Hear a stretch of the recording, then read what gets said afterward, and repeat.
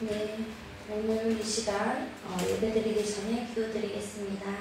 하나님 아버지 감사합니다. 오늘도 이렇게 주님께서 아버지 예배하게 하시는 이 자리에 저희를 모이게 하시네 감사합니다. 하나님 아버지 이 예배가 하나님이 아버지 진정으로 아버지 원하는 예배가 될 수 있게 도와주시고 이 예배가 하나님이 원하는 예배가 될 수 있게 도와주시옵소서. 하나님 저희가 온 마음을 다해 하나님을 찬양하고 하나님의 말씀을 드릴 때 아버지 그 말씀 하나하나가 땅에 떨어지지 않고 하나님의 아버지 우리가 하나님에게 살아가는 힘이 될 수 있게 도와주시고 하나님 앞에 걸어갈 수 있는 하나님으로 한 발짝씩 걸어갈 수 있는 은혜의 시간이 될 수 있게 도와주시옵소서. 하나님 우리 성도들 오지 못하는 모든 성도들과 영상으로 예배드리는 모든 전국에 있는 하나님의 백성들에게 동일한 은혜를 주시고 그 은혜가 하나님 이 세상 살아갈 때 힘이 되고 능력이 될 수 있게 도와주시옵소서. 예수님 이름으로 기도드렸습니다. 아멘. 네, 나의 갈 길 다가도록 찬양드리겠습니다.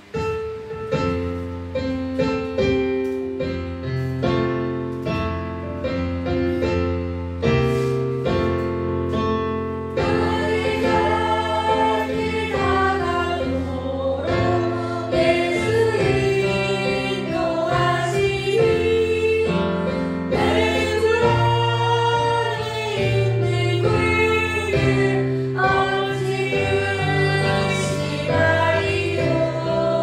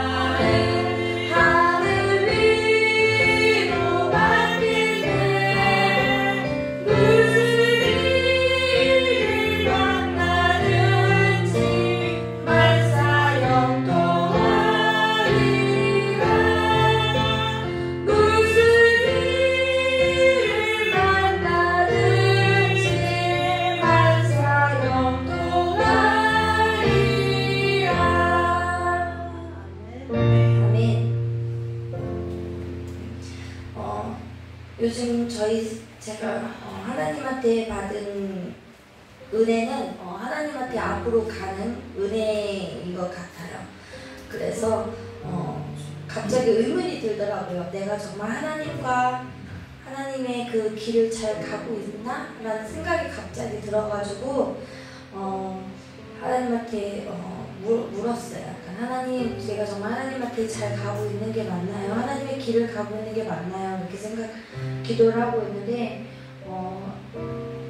하나님께서 저에게 은혜를 주시더라고요. 그래서 내가 하나님한테 택함을 받았고 하나님한테 예배를 드릴 수 있고 이 자리에 서 있는 것만으로도 내가 하나님한테 잘 걸어가고 있구나 라는 생각이 들면서 하나님이 이렇게 저에게 구원해 주신 것도 감사하고 하나님한테 걸어가는 길에 나 혼자 요즘에 개인주의가 참 많잖아요. 각자의 개인적으로 살려고 하는 사람들이 참 많은데 우리는 그렇지 않고 하나님과 함께하는 추억을 늘어나는 그 생활이 정말 은혜롭구나 생각이 들었습니다.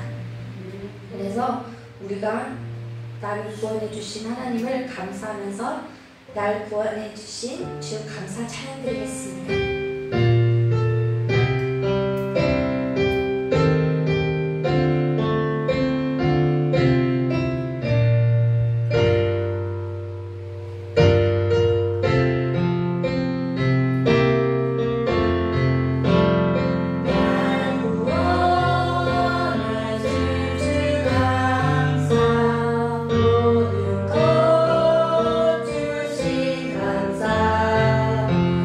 주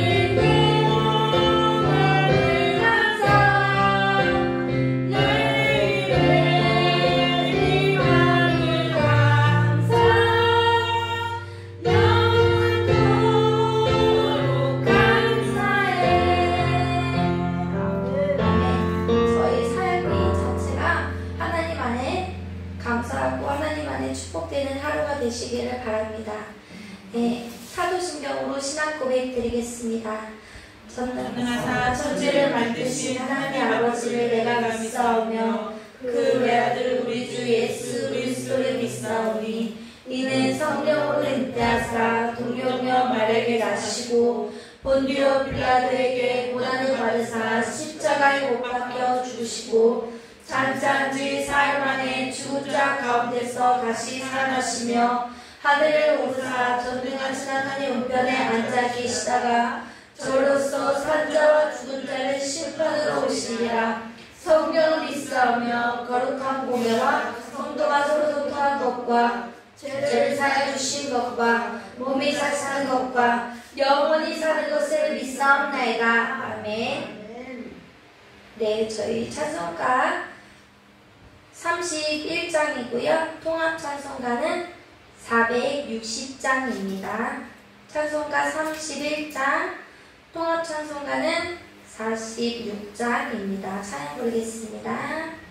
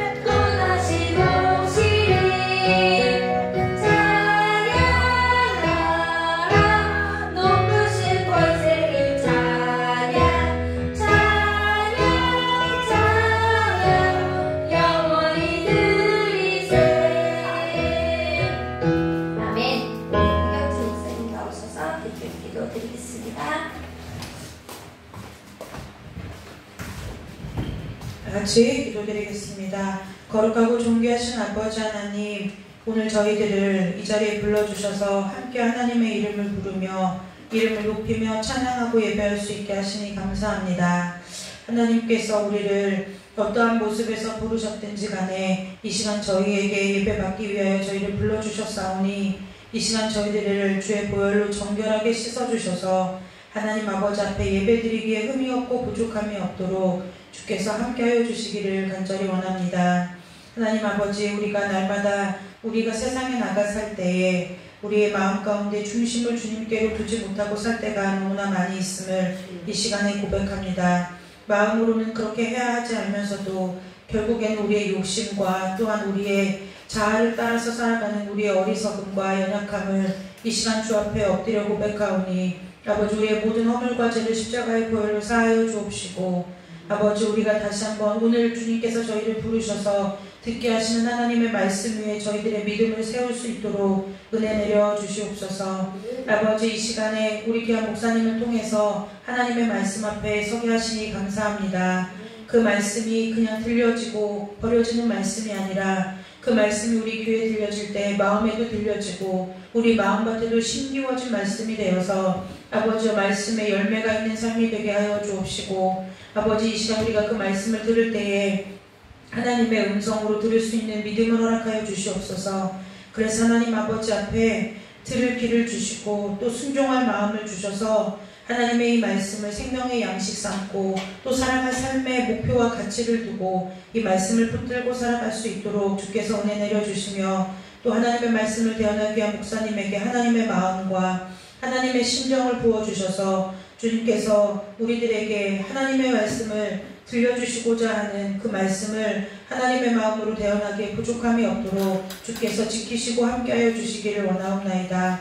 아버지, 장마 중에 있습니다. 아버지, 일기로 인하여 고통받고 어려움을 당하는 아버지, 귀한 우리나라의 곳곳에 있는 아버지 모든 백성들을 주께서 친히 돌보아 주옵시고 아버지, 특별히 주님 아버지, 전 세계의 기근과 전쟁과 또한 아버지 여러가지 환난과 또한 여러가지 문제들로 인하여 고통받고 신음하는 모든 땅 위에 이 시간 하나님의 생명이 흘러나갈 수 있도록 주님 날마다 은혜를 베풀어 주옵소서.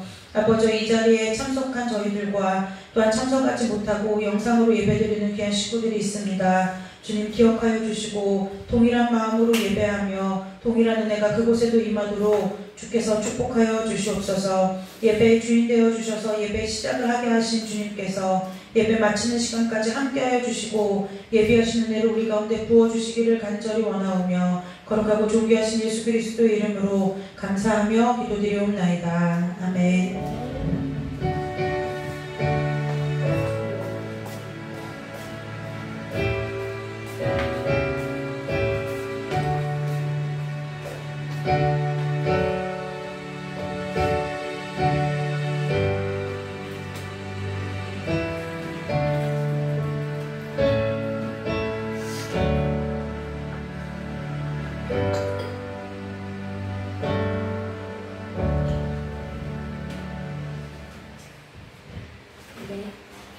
오늘 보실 말씀은 고린도후서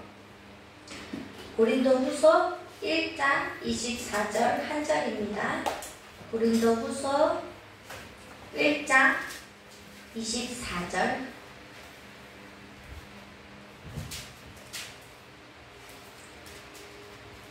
네, 다 찾으셨으면 합독하겠습니다. 우리가 너희를 믿는 주자를 것이 아니오 오직 너희 기쁨을 돕는 자가 되려 하니 이는 너희가 믿음을 섰으라. 아멘. 예, 목사님 나오셔서 말씀 전해주시겠습니다.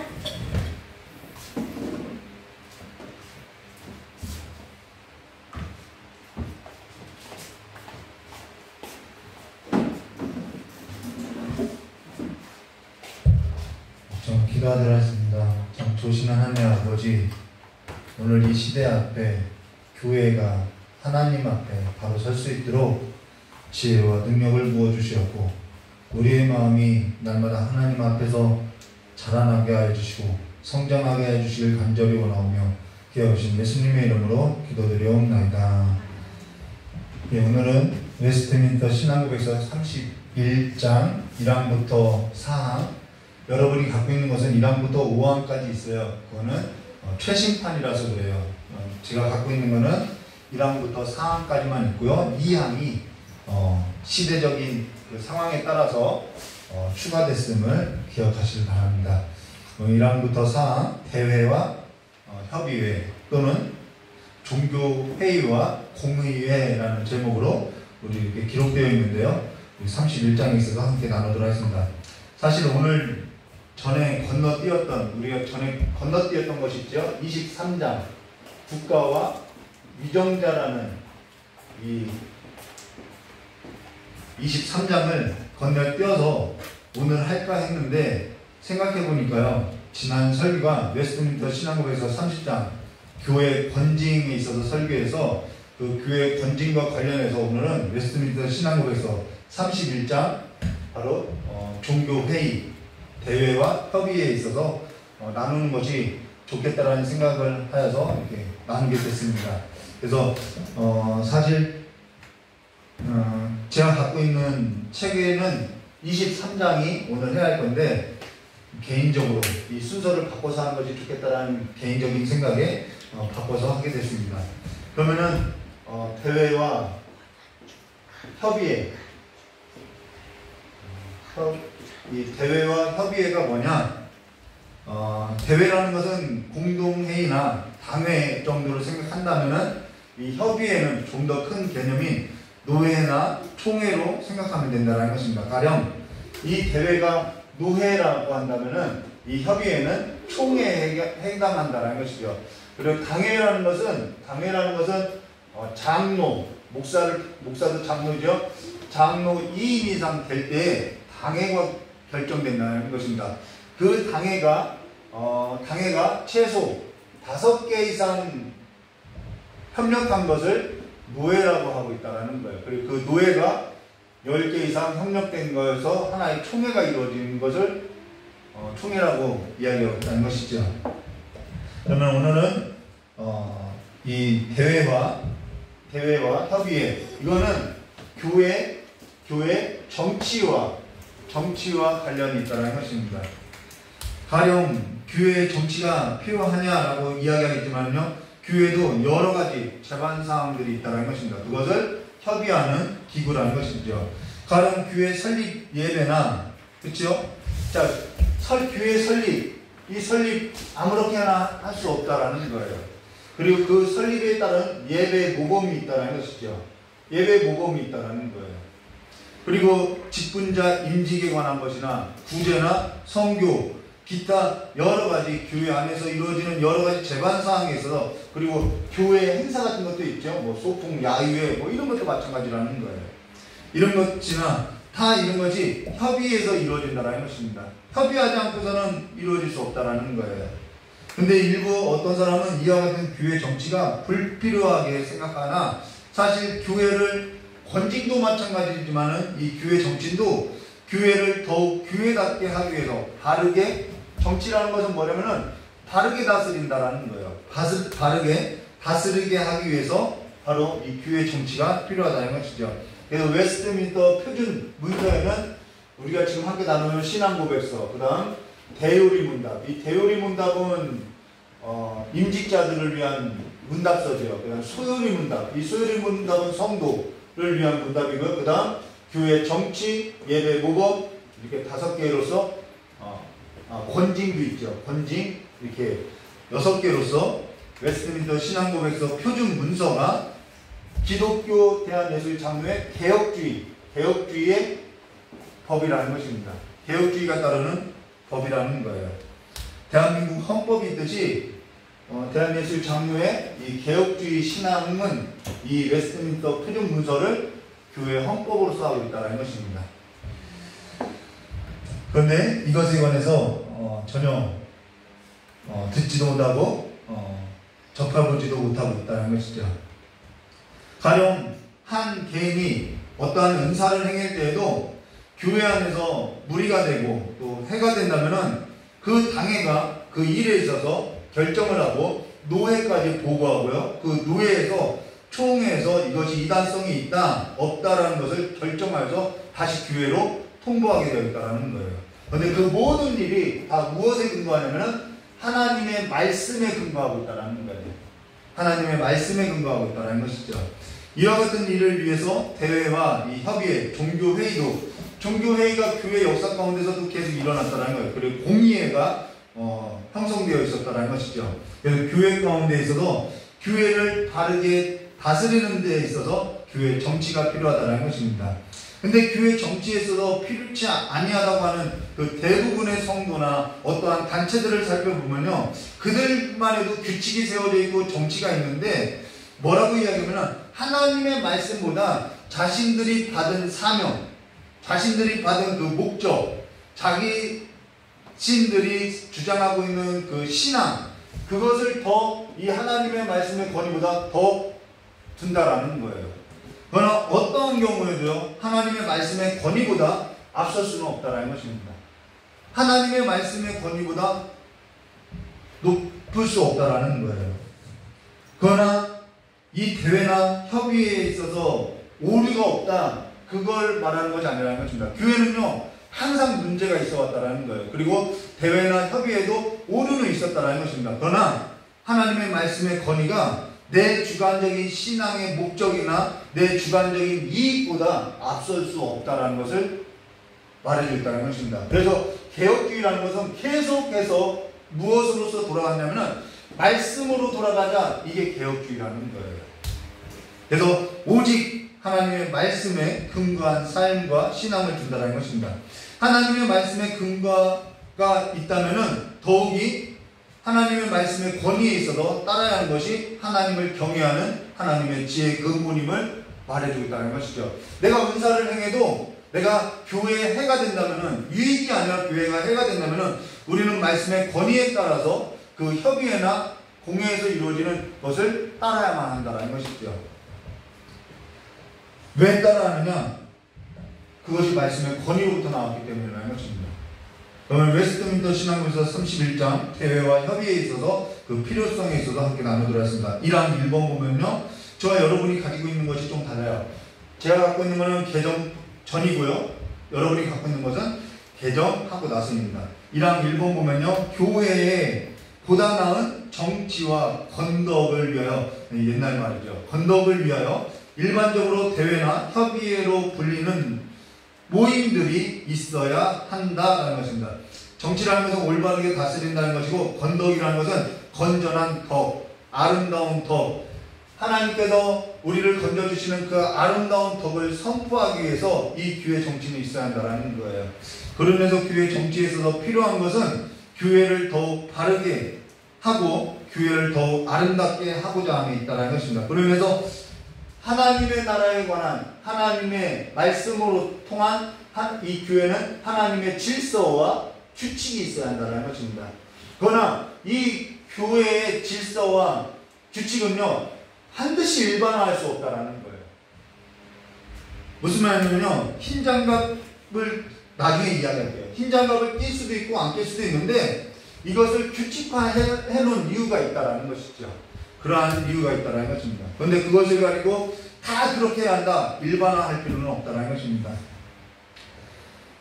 자, 그로 인해서 일반적으로 대회나 협의회로 불리는 모임들이 있어야 한다라는 것입니다. 사도행전, 그러면은 성경에도 그렇게 나와 있느냐? 사도행전 15장 1절과 2절 말씀 보시면 이런 말씀이 있어요. 사도행전 15장 전체에 보면은 이게 첫 번째 교회에 있었던 예루살렘 종교회의라는 거예요. 그리고 그 예루살렘 종교회의를 통해서 예루살렘 공의회가 형성됐다는 것입니다. 이미 초대교회부터 있었다는 것이죠. 어떤 사람들이 유대로부터 내려와서 형제들을 가르치되 너희가 모세의 법대로 할례를 받지 아니하면 능히 구원을 받지 못하리라. 이 할례 문제가 있었다는 거예요. 이 문제 때문에 예루살렘 공의회가 이루어졌고 종교회의가 일어났다는 것입니다. 바울 및 바나바와 그들 사이에 적지 않은 뭐가 일어나요? 다툼과 변론이 일어나니라. 교회 안에 다툼이 일어날 수 있고요, 변론이 일어날 수 있다는 거예요. 형제들이 이 문제에 대하여 바울과 바나바와 및 그 중에 몇 사람을 어디로요? 예루살렘에 있는 사도와 장로들, 이게 당인 거죠. 이때 당시로 말하면요, 사도와 장로들에게 보내기로 작정하니라 라고 말하죠.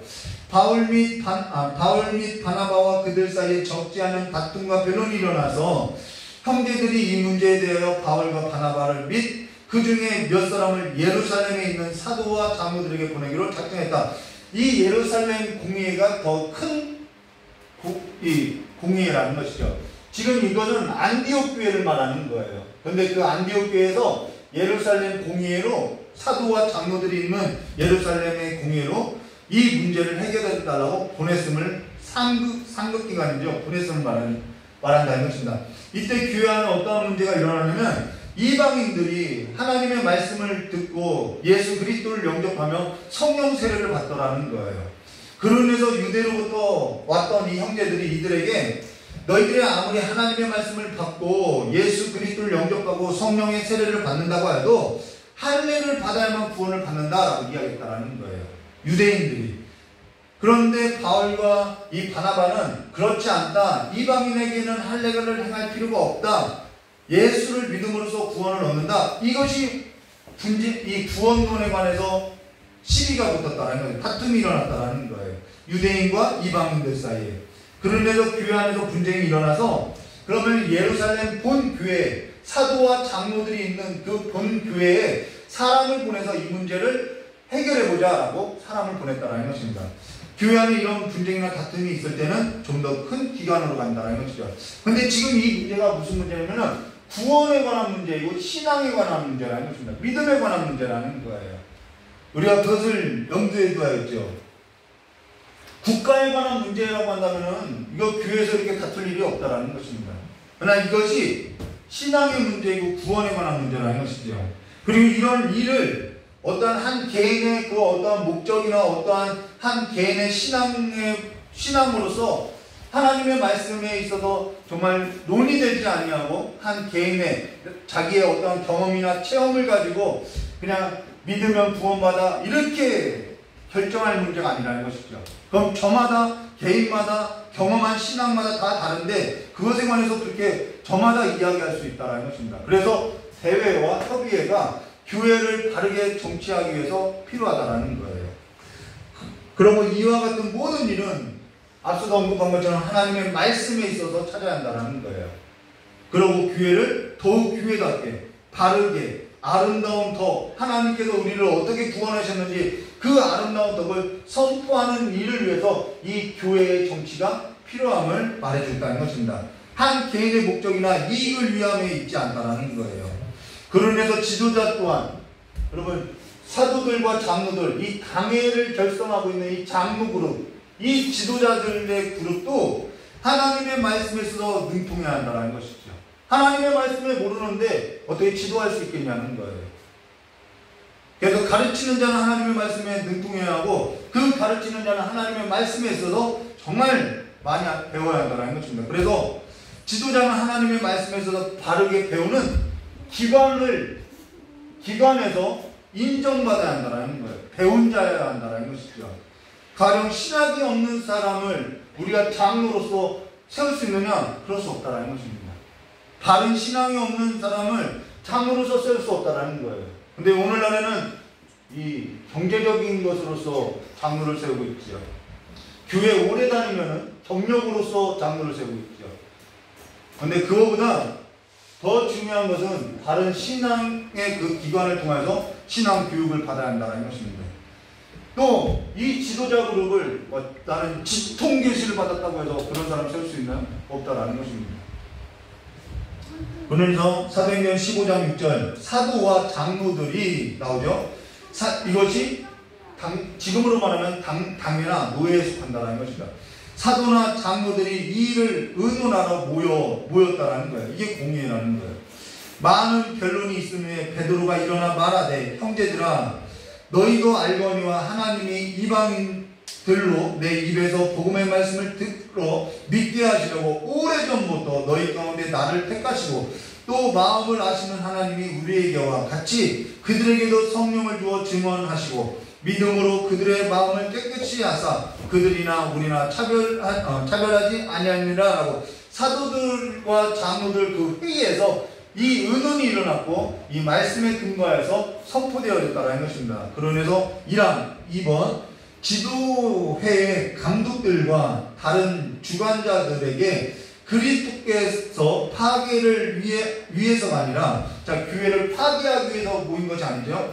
건덕을 위해서 아름다운 덕을 선포하기 위해서 그들에게 부여해 주신 직분과 권세로 말미암아 그 같은 모임을 정하고 있다라는 거예요. 그래서 이 대회나 이 협의회, 종교회의나 공회, 당회, 노회, 총회 이것이 필요하다는 것입니다. 그리고 회의는 1항 3번 교회의 유익을 위하여 필요하다면 판단되는 대로 자주 서로 회집하는 권한이 있다라고 이 회의는 자주 어떠한 일이 있을 때 자주 모여야 한다는 것입니다. 교회 재정에 관련해서도 자주 회의가 이루어져야 하고요. 지금 저희 교회는 지금 교회 재정 보고가 없지요. 그러나 교회 행사나 그러한 일에 있어서도 별로 이런 것이 잘 이루어지지 않지만 사실 저희 교회는 적어서 얼마든지 대화로서 가능하기 때문에 이러한 회의를 통하지 않고 있다는 것이죠. 혹시 나중에 교회가 커지게 되면 서기도 있어야 하고요. 그렇죠? 뭐 재정 부장도 있어야 하고요. 아직 교회가 적어서 그렇게 하지 않고 있다는 것입니다. 무슨 말이냐면 대형마트 시스템이 있고 구멍가게 시스템이 있는데 구멍가게에 대형마트 시스템 적용할 필요 없다라는 거예요. 대형마트도 구멍가게처럼 그렇게 경영할 수 있는 문제는 아니라는 것이죠. 시기가 적절하게 우리가 해야 하는데 그 모든 것이 하나님의 말씀에 근거해서 우리가 교회 정치를 해야 한다는 것입니다. 그리고 교회 안에서 이루어지는 그 문제들은 교회 안에서 당회에서도 해결할 수 없는 문제들이 있어요. 그거는 노회에서 또 총회로 보고돼서 그 총회 결정을 따르게 되어 있다는 것이죠. 저도 1년에 2번 정도 이렇게 총회에 갔다 오게 됐죠. 사도행전 15장 22절과 23절 이에 사도와 장로와 온 교회요 그 중에서 사람들을 택하여 바울과 바나바와 함께 안디옥으로 보내기로 결정해요. 왜요? 안디옥에서 문제가 일어나서 이 문제를 예루살렘 교회에다가 사도와 장로들이 있는 그 공유에다가 이 문제를 해결해달라고 해서 거기서 이제 결정이 났어요. 그 결정난 것을 가지고 다시 안디옥 교회에 알려야겠지요. 어떻게 결정났습니다 라고 알려야겠죠. 그래서 보내기로 결정하니 곧 형제 중에 인도자인 바사바라는 유다와 실라더라. 그 편지에 편지를 붙여 이르되 사도와 장로된 형제들은 안디옥과 수리아와 길리기아에 있는 이방인 형제들에게 문안하느라 라고 이 예루살렘 공의에서 종교회의에서 결정난 것을 지금 여러 흩어진 이방교회에 보내기로 작정했다는 것입니다. 그래서 그 결정이 뭐예요? 오직 믿음으로 구원을 얻는다라는 거예요. 그래서 저희와 여러분이 오직 믿음으로 구원을 얻고 있음을 말해준다는 것이죠. 그 서신서가 뭐냐면요, 갈라디아서라는 것입니다. 이 예루살렘 회의에서 결정난 것을 쓴 서신서가 갈라디아서고 사도들은 바로 그 복음을 계속해서 전했고 그 복음의 내용이 로마서라는 것이죠. 사도행전 15장 24절과 25절 들은즉 우리 가운데 어떤 사람들이 우리의 지시함도 없이 자 교회의 지시가 아니에요. 우리의 지시도 없이 나가서 말로 너희를 괴롭게 하고 마음을 혼란하게 한다 하기로 자 이런 문제가 가만히 들어온 자들이 교회를 혼란시켜요. 또 세속의 가치가 벗겨지지 않은 그러한 삶의 모습으로서 교회를 어지럽게 하는 경우들이 있어요. 그래서 혼란하게 한다 하기로 사람들을 택하여 우리 주 예수 그리스도의 이름을 위하여 생명을 아끼지 아니하는 자인 우리가 사랑하는 바나바와 바울과 함께 너희에게 보내기를 만장일치로 결정하였다라고 무엇을 위해서 교회를 파괴하고 분열하기 위함이 아니라 그리스도의 이름을 위해서 만장일치로 결정했다라는 것입니다. 이게 공회라는 거예요. 이와 같이 교회 안에는 이러한 종교회의나 공회, 대회나 협의회가 있다라는 것입니다. 그러면 2항 3번 대회와 협의회는 여러분 거는 3항에 되어 있어요. 대회나 협의회는 신앙에 대한 논쟁과 신앙에 대한 논쟁이었죠. 양심에 대한 문제들을 목회적 차원에서 확정하거나 믿음의 문제에 있어서 구원의 문제에 있어서 흔들려요. 이런 문제에 있어서는 목회적인 차원에서 확정시켜준다는 것입니다. 코로나에 있어서도 교회를 대면 예배를 드려야 하냐 비대면을 드려야 하냐 이런 문제에 있어서 갈등을 할 때 고민을 할 때 교회가 그러한 일에 있어서 확정시켜주죠. 목회적인 차원에서요. 확정하거나 하나님께 드리는 공예배와 하나님의 교회 정치가 더욱 질서 정연하도록 규칙과 지침을 제정하며 목회상 실책이 있는 경우, 자, 목회상에도 실책이 있어요. 실책이 있는 경우 불평과 고소를 접수하여 그 같은 것을 권위 있게 결정하는 권한을 가지고 있다. 어디가요? 당회나 노회가요. 이렇게 해서 결정된 명령이나 결의의 사항은 하나님의 말씀에 일치하는 경우, 그 결정된 것이 하나님의 말씀에 일치된 경우는 그것들이 말씀과 일치되기 때문뿐만 아니라 그것들을 부여한, 이 권한을 누가 부여하냐면 주께서 부여해줬다라는 거예요. 그것들을 부여되어 있는 권세 때문에라도 하나님께서 자기의 말씀으로 정하신 하나님의 규례 말고 경외심과 복종하는 마음을 가지고 받아들여야 한다는 것입니다. 여기에 부여되는 권세가 있기 때문에, 권위가 있기 때문에 그것에 관해서 경외심과 복종하는 마음을 가지고 받아들여야 한다는 것입니다. 여러분이 가진 책에는 3항이 되어 있죠. 2항이 추가됐어요. 2항이 뭐냐면은 정치인들, 위정자들에 관한 이야기죠. 근데 그거는 다음 주에 우리가 살펴보도록 하겠습니다.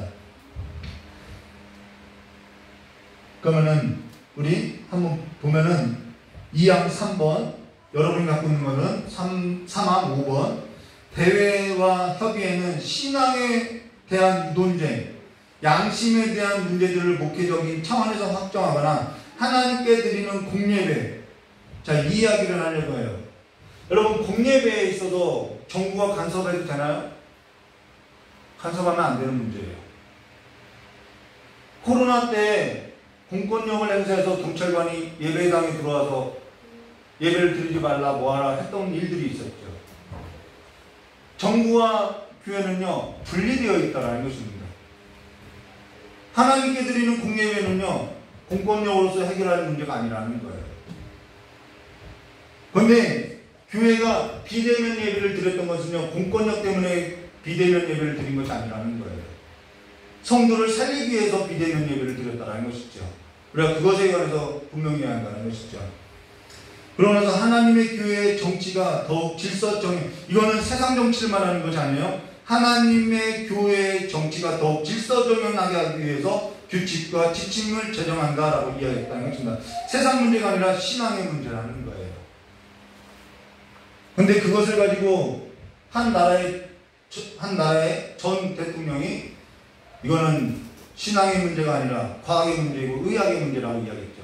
그들에게는 그럴 수 있어요. 그러나 신앙인에게는 이것이 신앙의 문제라는 것입니다. 신앙에 대한 문제이고 양심에 대한 문제며 영혼에 관한 문제이고 모양적 차원에서 확정해야 할 문제라는 거예요. 가령 앞서서도 언급했던 흰장갑 끼는 일이 있었어요. 저녁에 장사하다가 생선 손질하고 온 아니면 농사 짓고 온 사람들이 손에 흙이 묻으니까 아니면은 이런 손에 좀 이물질 같은 것이 씻지도 못하고 교회에 와서 헌금 드리기가 좀 부끄러우니까 그때 헌금함을 이렇게 돌렸죠. 손을 내밀어서 헌금 드리는 것이 부끄러우니까 이 당회에서 성도를 위해서 우리 흰장갑을 나눠줍시다라고 했다라는 거예요. 그래서 교회 안에서 그것을 좋게 결의하고 흰장갑을 끼도록 해서 조금 부끄러움을 덜해줬다라는 것입니다. 그런데 나중에 이제는 사람들의 그 생활 형편이 나아지니까 이제 손도 깨끗해지고, 그렇죠? 흰장갑 낄 일도 별로 없더라는 거예요. 그런데도 계속 교회 안에서 이 흰장갑을 끼고 있었다라는 거예요. 그래서 헌금 드릴 때 흰장갑을 껴야 하느냐 말아야 하느냐 이걸로 다툼이 일어났다는 거예요. 좋은 취지가 나중에 사회적인 그러한 변화로 인해서 이렇게 다툼이 일어나는 경우들이 있더라는 것입니다. 그런데 이러한 일이 극히 좋은 일로 시작했는데 이러한 일들이 교회 안에서 벌어진다는 거예요. 실제 이런 일이 있었다는 것입니다. 교회 안에서. 그런데 이 일을 또 당회에서 우리 흰장갑 끼지 맙시다라고 결의했다라는 것이죠. 우리가 그러한 것은 신앙의 문제로서 거듭난 양심의 문제로서 무엇이 유익한지를 보고 행하면 된다는 거예요. 그리고 여기 하나님께 드리는 공예배화라고 하는데요. 사실 저는 아이들이 예배 중에 여기에 올라오는 것에 있어서 제한을 두지 않아요. 왜 제한을 두지 않느냐면은 여기는 거룩하고 신령한 곳이고 여러분이 앉은 곳은 덜 거룩하고 덜 신령한 곳으로서 구분되어 있지 않다라는 거예요. 예배당은 그냥 하나의 예배당이라는 것이죠. 아이가 올라오는 것을 막을 필요가 없다라는 것입니다. 근데 주께서도 막지 않은 일을 목회자가 뭐라고 막 막아서는 하는 거예요. 다만 예배당 앞에 아이를 막아놓은 건요, 여기는 더 거룩하고 거기는 덜 거룩하고 여기는 신성하고 거기는 덜 신성하고가 아니라 그거는요, 예수님이 오시기 전에 성전을 중심으로 예배했던 그런 예배 모습이라는 거예요. 예수님이 오셨다라는 거예요. 근데 아이가 이 예배당 앞으로 올라오지 못하게 하는 것은 이 앞자리에 여러분들이 보는 것처럼 장비들이 많고요, 모서리 나는 곳이 많다라는 거예요. 그래서 아이들이 다칠까봐 올라오지 못하게 하는 것이지, 무슨 여기가 더 거룩하고 신성한 자리라서 여기만 하나님이 임재한 것처럼 함께하는 것처럼 그렇게 구분된 것은 아니라는 것이죠. 사실 여기만 정말 저와 여러분이 여기 이 곳이 정말 이 장소가 거룩하게 구별되고 신성된 곳이라고 하면은 아이를 막아서야 할 것이 아니라 저와 여러분이 다 여기에 있을 것이 아니라 요 앞에 나와서 이 거룩한 곳에 앉아서 다 같이 이쪽에 예배드려야 하는 것이 맞는 거 아닌가요? 이러한 문제들이 있다는 거예요. 신성에서가 아니라 아이들 다칠 위험이 있기 때문에 우리 모인 이 공간이 하나님을 예배하는 공간이라는 것입니다. 하나님께 드리는 공예배에 있어서는 또 예배 모범이 있어요. 그런데 모범에 있어서는 잘 따르지 않지요. 저와 여러분이 기억하기 좀 뭐냐면, 예배라는 것은요, 예배를 드리는 사람에게 있지 않다라는 거예요. 예배를 드리는 사람에게 중점이 있지 않다라는 거예요. 물론 예배 드리는 사람의 그 삶의 태도나 자세가 중요하겠죠. 그러나 예배라는 것은요, 어디까지나 예배를 받으실 자가 이 예배를 정해놨다라는 거예요. 나는 이런 예배를 받을 거야 라고 정해놨다라는 거예요. 그러면은 예배라는 것은 예배 받으실 자에게 그 예배 받으실 자가 정해놓으신 그 규칙을 따라야 하는 것이 예배라는 것이죠. 오늘 예배를 받으실 자가 아니라 예배를 드리는 자의 그 감정적인 요소가 교회 안에 너무 많이 있더라는 거예요. 예배를 받으실 자가 아니라 예배에 있어서 예배 드리는 자에게 있어서의 그 감정적인 요소와 편리한 요소가 대부분 교회 안에 형성되어 있더라는 것이죠. 한 가지 예를 들어볼까요? 하나님께서 모세를 불러서 이스라엘 백성들에게 그 예배를 받으실 그 하나님께서 뭐라고 하냐면, 너희는 사흘길쯤 광야로 나가서 여호와를 예배하라고 했다라는 거예요. 근데 사흘길쯤 가서 광야로 나가서 여호와를 예배하라고 했는데, 덥다, 춥다, 예배할 곳이 이곳밖에 없느냐, 저 애굽에는 예배할 곳이 많은데, 이런 말을 하는 거예요. 우리는 우리의 입장에서 자꾸 우리가 하나님을 예배한다라고 이야기한다는 것이죠. 아니요, 예배라는 것은 받으실 그분이 정한 규칙을 따라서 해야 한다는 거예요. 그것이 예배구범이라는 거예요. 또 예배를 받으실 그분이 아이와 짐승과 함께 드리라고 했는데, 아이를 데려오는 것이 귀찮다, 드릴 것이 없다, 이 모든 것이 내 돈 내 산이다, 내 돈 갖고 내 맘대로 하는데 왜 너희들이 무슨 상관이냐, 이런 문제들이 일어나고 있다는 거예요.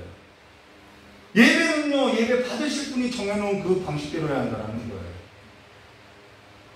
그런데 그저 편리한 공간, 편안한 감정의 자극을 만족하는 그러한 예배로서 계속해서 이 예배가 예배를 받으실 분에 맞춰져 있는 것이 아니라 예배를 드리는 우리의 입장으로서, 우리의 감정적인 요소로서 이 예배가 드려지고 있다는 거예요.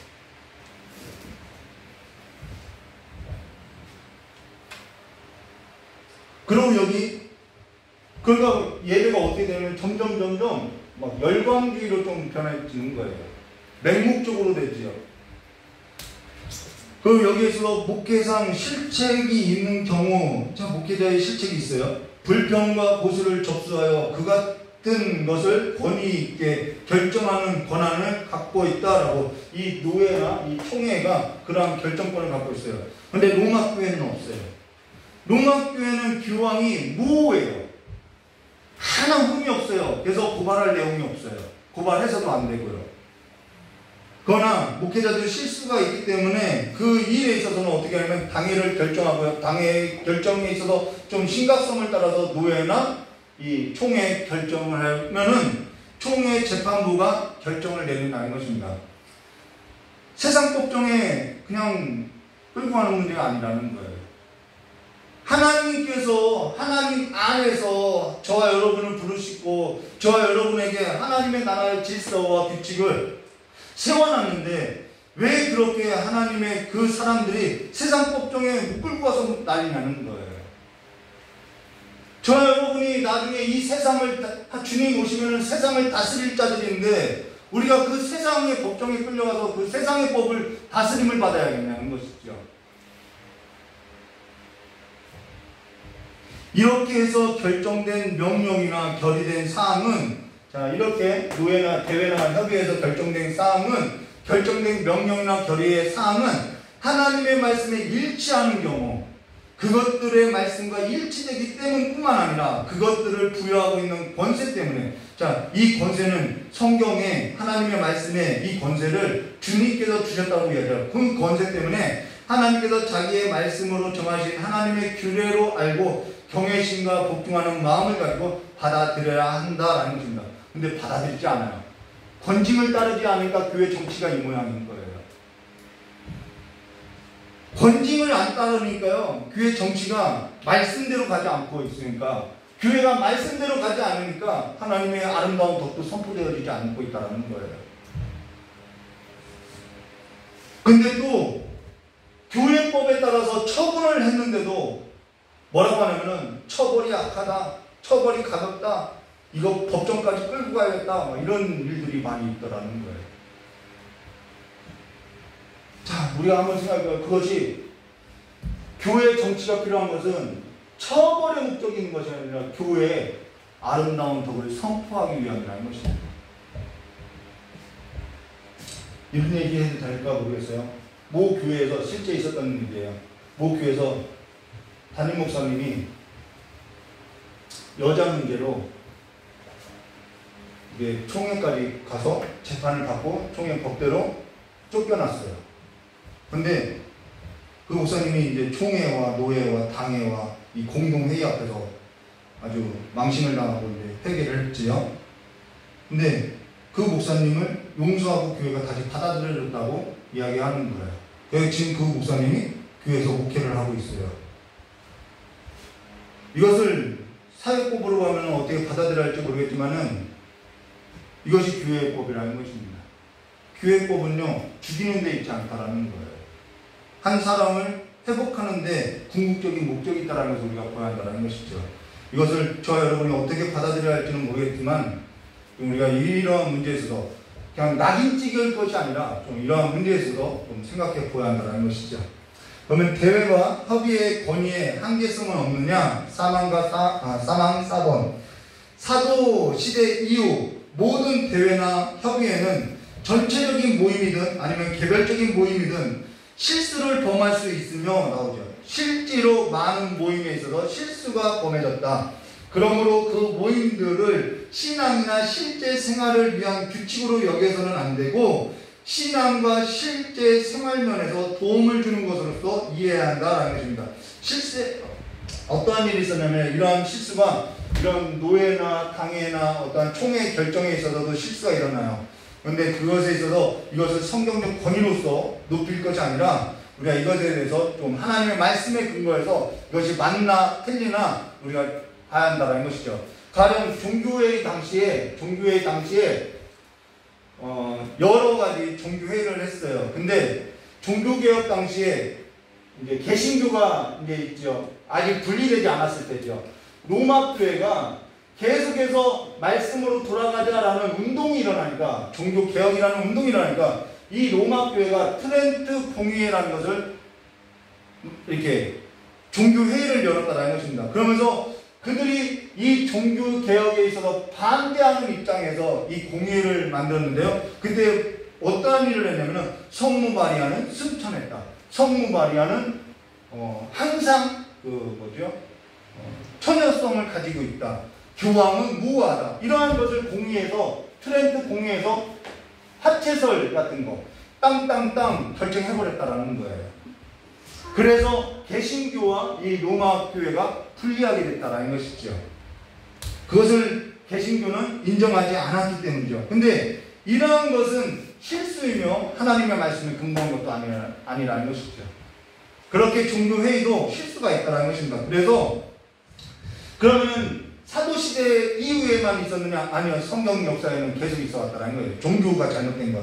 마가복음 14장 55절과 56절 대제사장들과 온 공회와 나오죠. 공회가 예수를 죽이려고 그를 칠 증거를 찾되 얻지 못하니 이는 예수를 쳐서 거짓 증언하는 자로 많으나 그 증언이 서로 일치되지 못합니다. 라고 예수님께서 사셨을 때도 종교회의, 종교 지도자들의 회의가 있었는데 그들이 집회했던 결정은 결의는 잘못된 것이고 꼭 불법이었다는 것입니다. 말씀에 근거한 것도 아니었다는 것이죠. 그래서 무엇보다도 사도행전 17장 11절 베레아에 있는 사람들은 데살로니가에 있는 사람보다 더욱 너그러워서 간절한 마음으로 말씀을 받고 이것이 그러한가 하여 날마다 성경을 상고하니라 라고 정말 성경이 그러한가 상고해야 한다라는 거예요. 노예나 공의회나 대회나 총회가 반드시 그 결정이 하나님의 말씀에 근거한 거냐 우리가 살펴봐야 한다는 거예요. 오늘 설교하는 이 목사의 말이 정말 성경이 그렇게 말하고 있는가 안 그런가 살펴봐야 한다는 거예요. 그러기 위해서는 저와 여러분이 말씀과 성령에 있어서 충만해야 한다는 것이죠. 고린도후서 1장 24절 우리가 너희 믿음을 주관하려는 것이 아니요 오직 너희 기쁨을 돕는 자가 되려 함이니 이는 너희가 믿음에 섰음이라 라고 정말 돕고자 하는 것인지 아니면 우리를 조종하려고 하는 것인지 봐야 한다는 거예요. 이 두 가지 봐야 한다는 거예요. 트렌트 공의회가 종교개혁 당시에 트렌트 공의회가 있었던 것은 계속해서 성도들이 이 개신교 종교개혁으로 가니까 이들이 공의회를 만들어서 성도를 가두기 위한 법안을 만들고 규칙을 만들었다는 거예요. 이것은 그들이 신자들을 어떻게 하면 가두기 위하고 조종하기 위한 거였다는 것입니다. 그런데 이런 법안들이 있다는 것이죠. 하나님의 말씀에 근거한 것이 아니라 성도를 바르게 함이 아니라 조종하려고 하는 것들이 있다는 것입니다. 그래서 성도와 교회와 성도를 올바르게 다스리게 하는 것인지 아닌지 정말 돕고자 하는 것인지 주관하려고 하는 것인지 분별해야 한다는 거예요. 그러므로 그 모임들의 신앙이나 실제 생활을 위한 규칙으로서 여기면 안 되고 신앙과 실제 생활면에서 도움을 주는 것으로서 이해해야 한다는 것입니다. 예전에 11조 이거 참 많이 협박했었죠. 11조 드리면 이게 교회 안에서 법안으로 규칙으로 질서로서 만들어놨는데 성경이 말하는 것을 추월하여서 권위를 넘어서 성도를 올가매는 데 있어서 많이 사용했다라는 거예요. 또 천국 가면 개털모자 있고 면류관 쓴 사람 있고 이런 얘기들이요. 지금 이 신앙 고백도 성경보다는 앞서지 않는다라는 거예요. 저와 여러분의 신앙에서 도움은 된다는 것이죠. 끝으로 사항 5번 대회와 협의회는 교회에 관한 것 이외의 것들을 다루어서는 안 되고 자 대회와 협의회는 세상의 것을 다루는 거 아니에요. 교회와 관련된 이외의 것은 다루어서는 안 되고 국가와 관련 있는 사회 문제를 간섭해서도 안 된다는 거예요. 교회와 정부는 분리되어 있다는 거예요. 다만 특별한 경우에 있어서 겸허하게 우리가 청원하는 방식으로서 취해야 한다는 것입니다. 청원하는 거예요. 또는 위정자들이 요구하는 경우는 양심껏, 소신껏 충원하는 방식으로서 충고해야 한다는 것입니다. 이것에 있어서 생각이 정말 다를 수 있어요. 어떤 사람은 정부에 막 관여해야 한다, 막 이런 분들도 있고, 어떤 사람은 관여하지 말아야 돼. 근데 그 목적이 어디냐면 자기에게 있다라는 거예요. 관여하지 말아야 돼. 귀찮아. 이거는 성도의 삶의 자세가 아니라는 거예요. 적극적으로 관여하는데 그 관여하는 문제가 우리가 청원하는 방식으로 해야 한다는 것입니다. 막 걸기대회하는 방식으로 우리가 이제는 교회 성도가 많으니까 힘을 규합해서 거리로 나갑시다 이런 거 하면 안 된다는 거예요. 동성애 문제 교회와 관련이 있나요? 관련이 있지요. 신앙의 문제지요. 그런데 그 문제를 폭력적인 집회로서 해야 하나요? 그렇지 않죠. 이 문제라는 것입니다. 그러나 대회와 협의회는 교회에 관한 것 이외에 다뤄서는 안 되고 국가와 관련이 있는 사회적 문제는 간섭해서도 안 된다. 어떠한 가령 교통사고 나는 법, 그것이 생명을 살리는 법이라고 하면은 찬성해도 되지요. 근데 막 그것을 해야 한다, 말아야 한다, 막 국가의 그 사회적인 법을 통과하는 데서 교회가 막 이렇게 간섭할 일이 아니라는 것입니다. 누가복음 12장 13절과 14절 무리 중에 한 사람이 이르되 선생님 내 형을 명하여 유산을 나와 나누게 하소서. 이게 유산 나누는 문제, 이게 교회와 관련이 있나요? 신앙의 문제인가요? 없어요. 그러니까 이 시대 이 사람아 누가 나를 너희 재판장으로 물건 나누는 자를 세웠느냐라고 예수님도 간섭하지 않아요. 요한복음 18장 36절 예수께서 대답하시되 내 나라는 이 세상에 속한 것이 아니라 만일 내 나라가 이 세상에 속한 것이었다면 내 종들이 싸워 나로 유대인들에게 넘겨지지 않게 하였으리라. 이제 내 나라는 여기에 속한 것이 아니라 라고 말했던 것입니다. 광화문 집회 누굴 위한 거냐는 거예요. 왜 그런지 저 솔직히 모르겠어요. 이 영상 보면은 막 또 이제 무슨 교회 무슨 목사 뭔 새끼 하면서 그럴 것 같아요. 정말 도가 지나친 거죠. 여기 또 다만 특별한 경우에 있는 경우 겸허하게 청원하는 방식으로 하거나 또는 위정자가 요구하는 경우에 양심껏 충고하는 방식으로 취할 수 있다고 하는데 전에 노주에 가입됐던 성도가 있어요. 어떤 분은 아시겠죠? 늘 머리를 짧게 깎고 거리를 나가는 분이 있었어요. 그런 방식이 안 된다는 거예요. 그런 방식이 우리가 생각할 그런 방식이 하나님의 아름다운 법을 선포하는 방식이냐는 것이죠. 교회를 교회되게 하는 방식이냐는 거예요. 교회가 어떠한 그 투기 지역에 교회가 있어요. 그러니까 어떻게 해요? 우리 교인들 데리고 뛰들러서 나갑시다 하고 나가요. 이런 것 이게 맞냐는 거예요. 이게 교회 문제로 끌고 올 문제가 아니라는 것이죠. 하나님의 질서의 방식대로 정말 교회가 하나님의 아름다움을 선포하는 방식으로 써야 한다는 것이죠. 정말 이것이 불법적인 것이라고 하면은 정말 위법한 거라면은 정당한 하나님께서 세우신 그 위정자들의 그 권한 안에서라도 하나님의 질서를 따르는 사람으로서 청원하는 방식으로서 행해야 한다는 것입니다. 위정자가 요구했을 때 양심껏 충고해야 한다는 거예요. 마태복음 14장 귀찮아 우리는 정부에 대해서는 관심도 안 가져 이런 말을 하는 거 아니에요.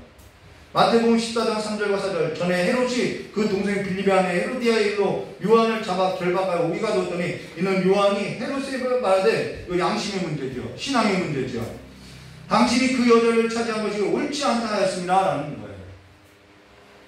주님께서도 헤롯을 가리켜서 저 여우 같은 이라고 말하고 있다는 것이죠. 충원하고 있다는 것입니다. 전에 문재인 정부 때 코로나 그 전염병으로 인해서 교회 지도자를 불렀어요.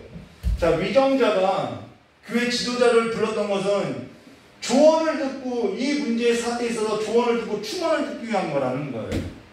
근데 그 위정자가 한 개인의 그 위정자가 충원이 아니라 조언을 듣고자 한 것이 아니라 까르고 불러들인 거죠. 솔직히 말해서. 네. 이거는 교회 지도자를 불러서 충원을 듣고자 하고 이 정책에 있어서 어떻게 생각하느냐라고 조언을 듣기 위한 것이 아니라 그냥 까르고 불러왔다라는 거예요. 근데 그 자리에 김태형이라는 목사님이 정말 소신있게 발언해서 정말 감명받게 보았던 적이 있다는 것입니다. 우리 영상 보도록 하겠습니다. 네.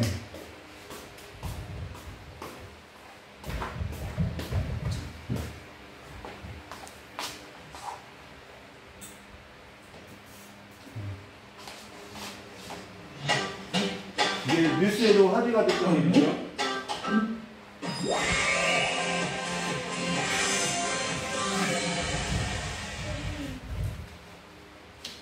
오늘 명시되는 국내 발생한 중독 환자는 434명입니다.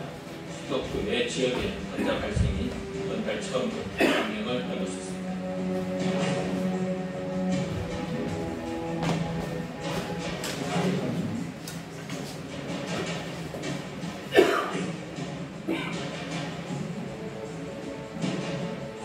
거울되거나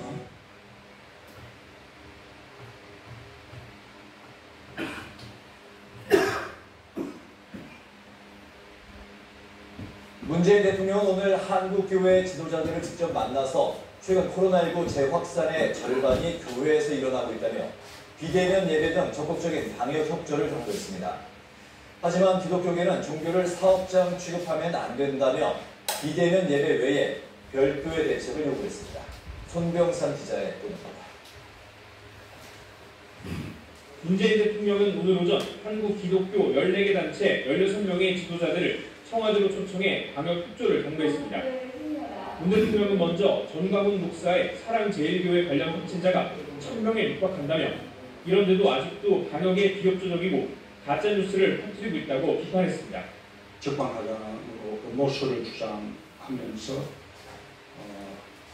큰 소리를 치고 있고 여전히 정부의 방역 조치에 편력을 거부하고 있습니다. 또 8월 코로나 재확산의 절반이 교회와 관련됐다며 일부 교회를 중심으로 계속되고 있는 대면 예배를 중단시켜 달라는 뜻을 기독교 지도자들에게 전했습니다. 이 바이러스는 이 종교나 신앙을 가리지 않습니다. 예배나 기도가 그 마음의 평화를 줄 수는 있겠지만 바이러스로부터 지켜주지는 못합니다. 이에 한국교회 총연합회 김태형 대표회장이 교회에서 감염자가 많이 나와 죄송하다면서도 종교의 자유는 목숨과 바꿀 수 없다고 강조했습니다. 또 종교는 일반 사업장과 다르니 무조건 문을 닫으라고만 하면 안 된다고도 했습니다. 종교단체, 영업장이나 사업장 취급을 하지 않았으면 좋겠습니다. 교회 문을 닫고 예배를 비대면 온라인 예배를 지속할 수 없다고 하는 것이 오늘의 교회의 또 현실입니다. 문 대통령은 다른 기독교계 지도자들의 의견까지 들은 뒤 확진자 상당수가 교회에서 발생하고 있는 만큼 불가피하게 예배를 규제할 수 있다는 점을 교회 지도자들도 인정해야 한다고 강조했습니다. MBC 뉴스 손명수입니다.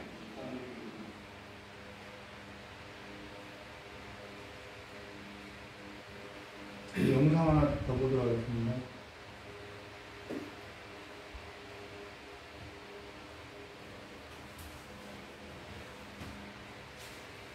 교회는 코로나 정책과 예배를 지키는 데 중점을 두고 있습니다. 정부 관계자들께서 교회와 사찰, 성당 같은 종교단체, 영업장이나 사업장 취급을 하지 않았으면 좋겠습니다.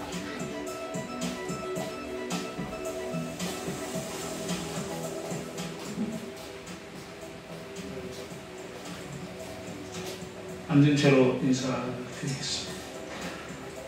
대통령님께서 국정에 바쁘신데도 오늘 우리 기독교 지도자들을 초청해 주심에 감사드립니다. 이 자리는 기독교 교계 지도자들을 초청해서 교회 목소리를 듣고 전달하는 자리이기에 몇 가지 말씀을 드리겠습니다. 정부가 방역을 앞세워서 교회를 행정명령하고 또 교회는 정부 가치에 반발하는 것은 국민들께 매우 민망할 뿐입니다. 먼저 대통령과 언론에 기독교의 특수성을 이해해 주셨으면 합니다. 정부는 코로나 종식과 경제를 살리는 데 목표를 두고 있지만 교회는 코로나 종식과 예배를 지키는 데 중점을 두고 있습니다. 그러던 중 지난 8월 24일 대통령님께서 수석 보좌관 회의에서 그 어떤 종교의 자유도 집회의 자유나 표현의 자유도 지금의 엄청난 피해 앞에서는 말할 수 없다고 하셨습니다. 그러나 종교가 어떤 이들에게는 침해일지 모르지만 신앙을 생명같이 여기는 이들에게는 종교의 자유라고 하는 것은 목숨과 바꿀 수 없는 가치라고 봅니다.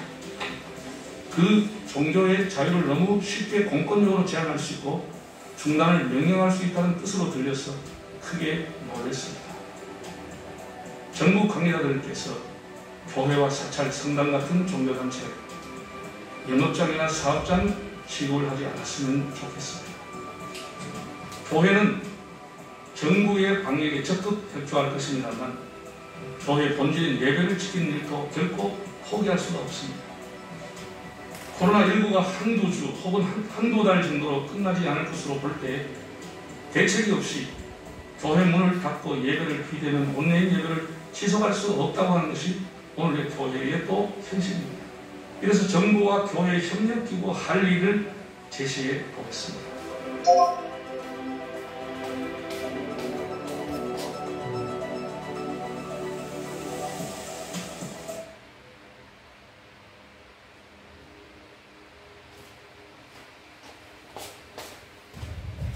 네, 영상 잘 보셨나요? 예. 뭐 교회처럼 그렇게 행정 절차, 정부에 대해서 반하는 행동을 하자는 것이 아니라는 거예요. 그렇다고 해서 예배에 있어서 저 여러분이 그냥 이 예배가 평화를 주는, 이 문재인 대통령의 발언처럼 평화를 주는 것으로서 생각해서는 안 된다는 것입니다. 이 예배는 신앙인들에게 있어서는 생명과 같다라는 거예요. 가치 있는 일이라는 것이죠. 우리가, 저와 여러분이, 제가 이 영상을 틀어주는 것은 이것이 정부와 교회에 대한 삶의 자세를 잘 보여주고 있기 때문에 이 영상을 보여줬다는 것이죠. 저와 여러분이 신앙이 성숙해진다는 것은 교회와 정부에 대한 이 절개가 있는 자세로서 있어야 한다는 것입니다. 오늘 교회 정치에 있어서 함께 나누는데요. 불법 시위나 그런 같은 방식은 이 대회나 종교회나 이런 협의회가 취하는 방식이 아니라는 거예요. 오히려 정부가 공권력을 가지고 박해했을 때는요, 교회는요, 귀 앞에서 거리론을 하고서 싸웠던 것이 아니라 교회는 그러한 것이 아닙니다라고 변증을 하고요, 오히려 그 박해를 순교로서 기쁘게 받아들였다는 거예요. 그런데 오늘날 교회는요, 띠를 두르고 나가는 것이 교회 목적인 것처럼, 교회 정치인 것처럼 목소리를 내고 있다는 것이죠. 교회 정치라는 것은요, 교회 밖에 있는 문제나 교회 밖에 있는 사람이 아닌 교회 안에 있는 문제이고요, 교회 안에 있는 성도들에게 있다는 것입니다. 그리고 저와 여러분의 신앙을 바르게 세우는 데 목적이 있다는 거예요. 그리고 정부가 잘못되었을 때는 소신 있는 충원을 할 수 있게 하고 있다는 것이죠. 그래서 동성애 같은 문제 전 잘하고 있다고 보거든요. 조용히 1인 시위하는 것도 잘하고 있다고 보거든요. 교회가 그러한 목소리를 내지 않고 무관심한다고 하면은 이 사회는 걷잡을 수 없게 된다는 것이죠. 교회가 그러한 정화의 역할을 해야 한다는 것이죠. 고린도전서 5장 12절과 13절, 밖에 있는 사람들을 판단하는 것이야 내게 무슨 상관이 있으리마는, 밖에 있는 사람이야 교회의 문제가 아니면은 저희가 관여할 문제가 뭐가 있어요? 교회 안에 있는 사람들이야 너희가 판단하지 아니하냐? 밖에 있는 사람들은 하나님이 심판하시려니와 이 악한 사람은 너희 중에서 내쫓으라고. 교회는 그 소신과 그 정결과 거룩성을 지켜나가야 할 것을 말해줬다는 것입니다. 세상 가운데서도 지켜나가야 한다는 거예요. 저와 여러분의 신앙의 모습이 세상 나라 가운데 거하는 그 세상 나라의 그 가치에 속하여서 살아가는 방식이 아니라 세상 나라 가운데서도 하나님의 나라의 성도로서 하나님의 나라의 질서를 세워가는, 그렇게 성숙되어지는, 정말 소신 있는, 절개가 있는, 그래서 그리스도의 사람으로서 그리스도의 법을 따르고 살아가는 거룩한 성도로서 일어나시기를 주님의 이름으로 축원합니다. 앞으로는 점점점 혼란해질 거예요. 경계가 무너질 거예요. 그 경계에 있어서 경계선상에 있지 마시고 하나님 나라의 질서 안에 서하시기를 주님의 이름으로 축원합니다. 우리 다 같이 찬송 기도하도록 하겠습니다. 좋으신 하나님 아버지, 점점점 혼란한 그 세상 가운데서 믿음 지키기가 어려운 시대를 살고 있는 우리 귀한 성도님들의 모든 삶 위에 하나님의 진리의 말씀이 서고 그 진리의 말씀을 따르는 삶이 될 수 있도록 주님께서 함께해 주시길 간절히 원하오며 기억하신 예수님의 이름으로 축복하며 기도드리옵나이다. 찬송 부르고 기도하고 축도로 예를 마치도록 하겠습니다.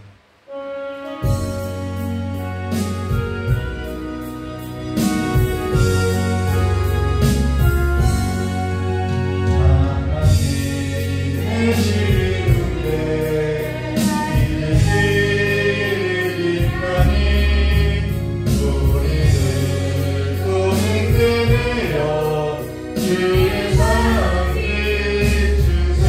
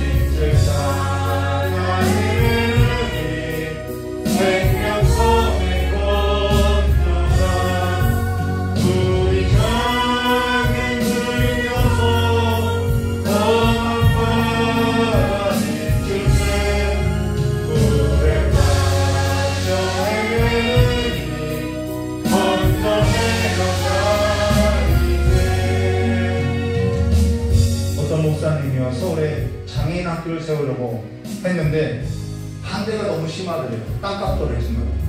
그래서 목사님이 그 주민들을 설득하기 위해서 집집마다 다 방문했다라는 거예요. 근데 안타깝게도 집집마다 방문했는데 명패가 다 붙어있더라는 거예요. 교회 권사부, 교회 집사부. 그게 정말 하나님의 아름다운 덕을 선포하는 일이라는 것이죠. 중국에 한 역사학자가 있어요. 어떤 역사학자 둘이 이 유튜브에서 봤는데 역사학자 둘이 싸우는 거예요. 한 역사학자는 우리 중국 공산당이 많은 인민을 먹이고 살려왔다라고 이야기하는 거예요. 그랬더니 한 역사학자가 제대로 보라라고 이야기하면서 무슨 정권 때는 2차 세계대전 때 죽은 사람보다도 더 많은 학살을 해야겠다고. 200만 명이 죽었던 2차 세계대전 때에도 200만 명이 죽었는데 중국인이 200만 명이 죽었는데 그 정권 때에는 그 공산당원이 들어왔을 때는 8천만 명이 죽었다라고 이야기하는 거예요. 그러면서 역사를 제대로 알으라고 하면서 소신 있게 발언하는 거예요. 그러면서 뭐냐면 당신은 공산당을 사랑하지만은 난 중국을 사랑한다. 이 말을 하는 거예요. 나는 중국인을 사랑한다. 정말 사랑하는 것이 뭔지 모르죠. 한국도 마찬가지요. 기독교인이 나는 보수를 사랑한다. 나는 진보를 사랑한다. 여러분 당원을 사랑하지 마시고요. 사람을 사랑하시고요. 생명을 사랑하는 길에 교회가 이제는 앞장서야 한다는 것입니다.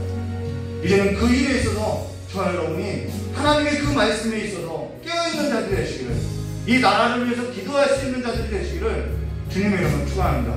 이 시간 잠깐 기도하고 돌아가겠습니다.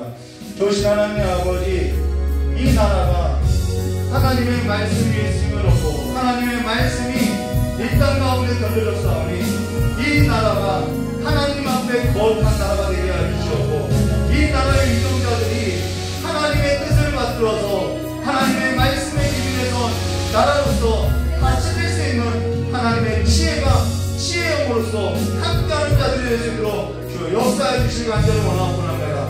나라를 무너뜨리려고 하는 세력들이 있고 아버지 교회를 넘어뜨리려고 하는 악한 세력들이 있사오니 아버지께서 교회를 지켜주시옵고 이 나라를 지켜주셔서 하나님의 아름다운 덕이 선포되었고 하나님의 나라의 질서 가운데 하나님의 나라의 복을 받으며 살아갈 수 있는 그 하나님의 평화가 이 땅 가운데 이 나라 가운데 이루어지고 많은 열방 가운데 혼이 될 수 있는 나라가 될 수 있도록 저 역사해 주시길 간절히 원하옵고 합니다.